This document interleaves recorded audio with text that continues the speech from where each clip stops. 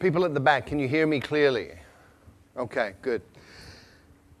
Have you ever held a question in mind for so long that it becomes part of how you think? Maybe even part of who you are as a person? Well, I've had a question in my mind for many, many years, and that is, how can you speed up learning? Now, this is an interesting question because if you speed up learning, you can spend less time at school. And if you learn really fast, you probably wouldn't have to go to school at all. Now, when I was young, school was sort of okay, but I found quite often that school got in the way of learning. So I had this question in mind: how do you learn faster? And this began when I was very, very young. When I was 11 years old, I wrote a letter to researchers in the Soviet Union asking about hypnopedia. This is sleep learning, where you get a tape recorder, you put it beside your bed, and it turns on in the middle of the night when you're sleeping, and you're supposed to be learning from this. Good idea. Unfortunately, it doesn't work. But hypnopedia did open the doors to research in other areas, and we've had incredible discoveries about learning that began with that first question. I went on from there to become passionate about psychology, and I have been involved in psychology in many different ways for the rest of my life up until this point. In 1981, I took myself to China, and I decided that I was going to be native level in Chinese inside 2 years. Now, you need to understand that in 1981, everybody thought Chinese was really, really difficult and that a Westerner could study for 10 years or more and never really get very good at it. And I also went in with a different idea, which was taking all of the conclusions from psychological research up to that point and applying them to the learning process. What was really cool was that in 6 months I was fluent in Mandarin Chinese, and it took a little bit longer to get up to native. But I looked around and I saw all of these people from different countries struggling terribly with Chinese. I saw Chinese people struggling terribly to learn English and other languages. And so my question got refined down to, how can you help a normal adult learn a new language quickly, easily, and effectively? Now, this is a really, really important question in today's world. We have massive challenges with environment. We have massive challenges with social dislocation, with wars, all sorts of things going on. And if we can't communicate, we're really going to have difficulty solving these problems. So we need to be able to speak each other's languages. This is really, really important. The question is, how do you do that? Well, it's actually really easy. You look around for people who can already do it. You look for situations where it's already working, and then you identify the principles and apply them. It's called modeling, and I've been looking at language learning and modeling language learning for about 15 to 20 years now. And my conclusion, my observation from this is that any adult can learn a second language to fluency inside 6 months. Now, when I say this, most people think I'm crazy. This is not possible. So let me remind everybody of the history of human progress. It's all about expanding our limits. In 1950, everybody believed that running 1 mile in 4 minutes was impossible. And then Roger Bannister did it in 1956, and from there it's got shorter and shorter. 100 years ago, everybody believed that heavy stuff doesn't fly, except it does, and we all know this. How does heavy stuff fly? We reorganize the material using principles that we have learned from observing nature, birds in this case. And today, we've gone even further. So you can fly a car. You can buy one of these for a couple of $100,000 US. We now have cars in the world that fly. And there's a different way to fly, which we learned from squirrels. So all you need to do is copy what a flying squirrel does, build a suit called a wingsuit, and off you go. You can fly like a squirrel. Now, most people, a lot of people, I wouldn't say everybody, but a lot of people think they can't draw. However, there are some key principles, 5 principles that you can apply to learning to draw, and you can actually learn to draw in 5 days. So if you draw like this, You learn these principles for 5 days and apply them, and after 5 days you can draw something like this. Now I know this is true because that was my first drawing, and after 5 days of applying these principles, that was what I was able to do. And I looked at this and I went, wow! So that's how I look like when I'm concentrating so intensely that my brain is exploding. So, anybody can learn to draw in 5 days. And in the same way, with the same logic, anybody can learn a second language in 6 months. How? There are 5 principles and 7 actions. There may be a few more, but these are absolutely core. And before I get into those, I just want to talk about 2 myths. I want to dispel 2 myths. The first is that you need talent. Let me tell you about Zoe. Zoe came from Australia, went to Holland, was trying to learn Dutch, struggling extremely a great deal, and finally, people were saying you're completely useless, you're not talented, give up, you're a waste of time, and she was very, very depressed. And then she came across these 5 principles, she moved to Brazil, and she applied them, and in 6 months she was fluent in Portuguese. So talent doesn't matter. People also think that immersion in a new country is the way to learn a language, but look around Hong Kong, look at all the Westerners who've been here for 10 years who don't speak a word of Chinese. Look at all the Chinese living in America, Britain, Australia, Canada, who've been there 10, 20 years and they don't speak any English. Immersion per se does not work. Why? Because a drowning man cannot learn to swim. When you don't speak a language, you're like a baby, and if you drop yourself into a context which is all adults talking about stuff over your head, you won't learn. So, what are the 5 principles that you need to pay attention to? First, there are 4 words. Attention, meaning, relevance, and memory. And these interconnect in very, very important ways, especially when you're talking about learning. Come with me on a journey through a forest. You go on a walk through a forest and you see something like this. Little marks on a tree. Maybe you pay attention, maybe you don't.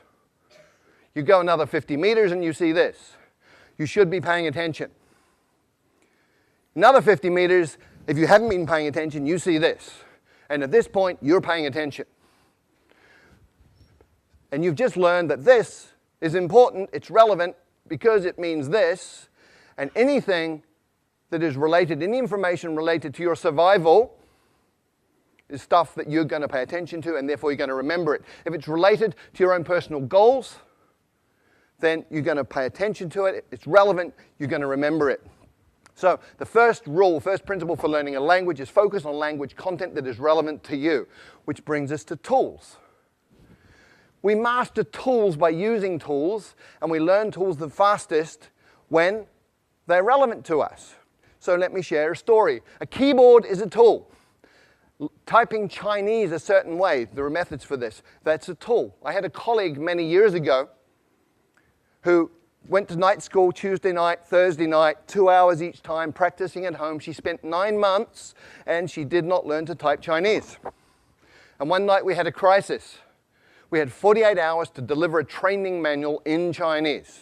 And she got the job. And I can guarantee you, in 48 hours, she learned to type Chinese because it was relevant, it was meaningful, it was important. She was using a tool to create value.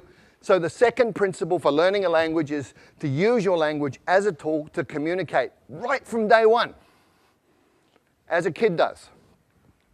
When I first arrived in China, didn't speak a word of Chinese. And on my second week, I got to take a train ride overnight.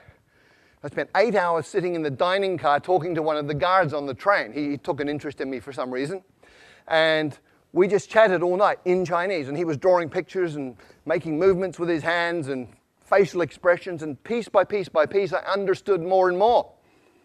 But what was really cool was 2 weeks later, when people were talking Chinese around me, I was understanding some of this, and I hadn't even made any effort to learn that. What had happened, I'd absorbed it that night on the train, which brings us to the third principle. When you first understand the message, then you will acquire the language unconsciously. And this is really, really well documented now. It's something called comprehensible input. There's 20 or 30 years of research on this. Stephen Krashen, a leader in the field, has published all sorts of these different studies. And this is just from one of them. The purple bars show the scores on different tests for language. The green and the purple people were people who had learned by grammar and formal study. The green ones are the ones who learn by comprehensible input. So comprehension works. Comprehension is key. And language learning is not about accumulating lots of knowledge. In many, many ways, it's about physiological training. A woman I know from Taiwan did great in English at school. She got A grades all the way through, went through college, A grades, went to the US, and found she couldn't understand what people were saying. And people started asking her, "Are you deaf?" And she was English deaf. Because we have filters in our brain that filter in the sounds that we are familiar with, and they filter out the sounds of languages that we're not. And if you can't hear it, you won't understand it. If you can't understand it, you're not going to learn it. So you actually have to be able to hear these sounds. And there are ways to do that, but it's physiological training. Speaking takes muscle. You've got 43 muscles in your face. You have to coordinate those in a way that you make sounds that other people will understand. If you've ever done a new sport for a couple of days and you know how your body feels, hurts, if your face is hurting, you're doing it right. And the final principle is state, psychophysiological state. If you're sad, angry, worried, upset, you're not going to learn, period. If you're happy, relaxed, in an alpha brain state, curious, you're going to learn really quickly. And very specifically, you need to be tolerant of ambiguity. If you're one of those people who needs to understand 100% every word you're hearing, you will go nuts because you'll be incredibly upset all the time because you're not perfect. If you're comfortable with getting some, not getting some, just paying attention to what you do understand, you're going to be fine, you'll be relaxed, and you'll be learning quickly.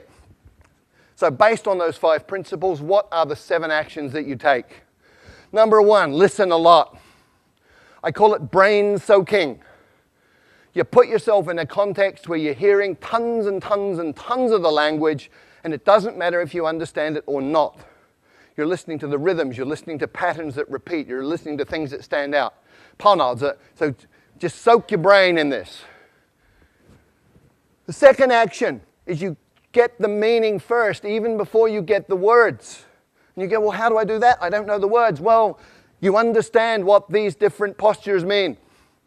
Human communication is body language in many, many ways. So much body language. From body language, you can understand a lot of communication. Therefore, you're understanding, you're acquiring through comprehensible input. And you can also use patterns that you already know. If you're a Chinese speaker of Mandarin and Cantonese and you go to Vietnam, you will understand 60% of what they say to you in daily conversation because Vietnamese is about 30% Mandarin, 30% Cantonese. The third action, start mixing. You probably have never thought of this, but if you've got 10 verbs, 10 nouns, and 10 adjectives, you can say 1,000 different things. Right? Language is a creative process. What do babies do? Okay, me, ba, now. Okay, that's how they communicate. So start mixing, get creative, have fun with it. It doesn't have to be perfect, just has to work. And when you're doing this, you focus on the core. What does that mean? Well, with every language, there's high-frequency content. In English, 1,000 words covers 85% of anything you're ever going to say in daily communication. 3,000 words gives you 98% of anything you're going to say in daily conversation. You've got 3,000 words, you're speaking the language. The rest is icing on the cake. And when you're just beginning with a new language, start with your toolbox. Week number 1. In your new language, you say things like, how do you say that? I don't understand. Repeat that, please. What does that mean? All in your target language. You're using it as a tool, making it useful to you. It's relevant to learn other things about the language. By week 2, you should be saying things like me, this, you, that, give, hot, simple pronouns, simple nouns, simple verbs, simple adjectives, communicating like a baby. And by the 3rd or 4th week, you're getting into what I call glue words. Although, but, therefore, these are logical transformers that tie bits of a language together, allowing you to make more complex meaning. At that point, you're talking. And when you're doing that, you should get yourself a language parent. If you look at how children and parents interact, you understand what this means. When a child is speaking, it'll be using simple words, simple combinations, sometimes quite strange, sometimes very strange pronunciation. Other people from outside the family don't understand it. But the parents do. And so the kid has a safe environment, gets confidence. The parents talk to the children with body language and with simple language they know the child understands. So you have a comprehensible input environment that's safe. We know it works, otherwise none of you would speak your mother tongue. So you get yourself a language parent who's somebody interested in you as a person who will communicate with you essentially as an equal, but pay attention to help you understand the message. There are 4 rules of a language parent. Spouses, by the way, are not very good at this, okay? But the 4 rules are, first of all, they will work hard to understand what you mean, even when you're way off beat. Secondly, they will never correct your mistakes. Thirdly, they will feed back their understanding of what you're saying so that you can respond appropriately and get that feedback. And then they will use words that you know. The 6th thing you have to do is copy the face. You've got to get the muscles working right so you can sound in a way that people will understand you. There's a couple of things you do. One is you need to hear how it feels and feel how it sounds, which means you have a feedback loop operating in your face. But ideally, if you can look at a native speaker and just observe how they use their face, let your unconscious mind absorb the rules, then you're going to be able to pick it up. And if you can't get a native speaker to look at, you can use stuff like this. Sing, song, king, sung, hung. And the final idea here, the final action you need to take is something that I call direct connect. What does this mean? Well, most people learning a second language sort of take the mother tongue words and the target words and go over them again and again in their mind to try and remember them. Really inefficient. What you need to do is realize that everything you know is an image inside your mind, it's feelings. If you talk about fire, you can smell the smoke, you can hear the crackling, you can see the flames. So what you do is you go into that imagery and all of that memory and you come out with another pathway. So I call it same box, different path. You come out that pathway and you build it over time. You become more and more skilled and just connecting the new sounds to those images that you already have and to that internal representation. And over time, you even become naturally good at that process that becomes unconscious. So there are 5 principles that you need to work with, 7 actions. If you do any of them, you're going to improve. And remember, these are things under your control as the learner. Do them all. You're going to be fluent in the second language in 6 months. Thank you.